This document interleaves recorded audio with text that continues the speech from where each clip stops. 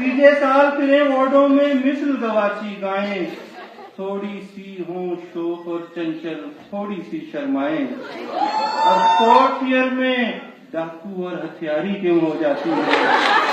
Fourth year में लड़कियां इतनी प्यारी क्यों हो जाती है?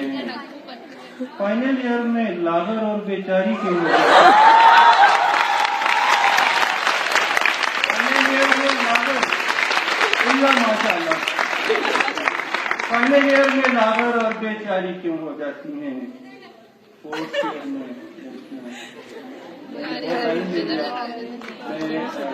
एक पंजाबी की नज़्म आपसे मेरी ख्वाहिश थी, ये सर्जरी की कासमी साहब मुझसे हमेशा इस नज़्म की फरमाइश करते हैं, कहीं पे भी अगर हमारा टाकरा होता है, मेरी ख्वाहिश थी कि वो होते हैं, लेकिन इश्क शुगर फाइनल ईयर का लेक्चर के इसमें इश्क शुगर इको जैने बर्बादी रंग करते पहने, दो में प्यास वधावन वाले, दो में नींद उड़ावन वाले, दो में मार मुकावन वाले, इश्क शुगर इको जैने बर्बादी रंग करते पहने। क्या सोचा? मिठा खा खा हो जाती है, शुगर होके तड़पाती है, इश्क हो जाता है SMS से निकी जी कहायो यस शुगर दे विच जिंदा दर्द है, इश्क भी बड़ा दहशत गर्द है। इश्क शुगर इको जैने बर्बादी रल करदे पहने, इश्क दे जाम नू पीना कैसा, अन्या होके जीना कैसा।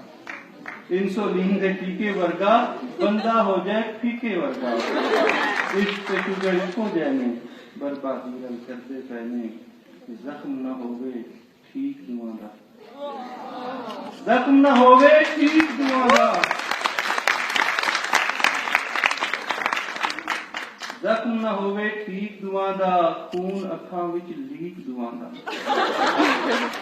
जख्म न होवे ठीक दुआ दा, खून अखां विच लीक दुआ दा, आशिक मरदा खा के मोरा, शुगर दे विच दिल दा दौरा।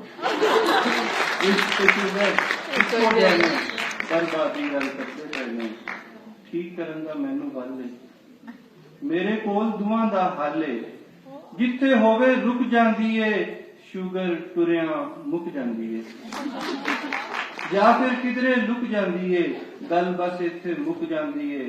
इश्क खुदा दे नाल जे होवे, बंदा राती उठ के रोवे, रूह दे कीते रज्जण हुंदा है, ऐसा इश्क ते सज्जण हुंदा है।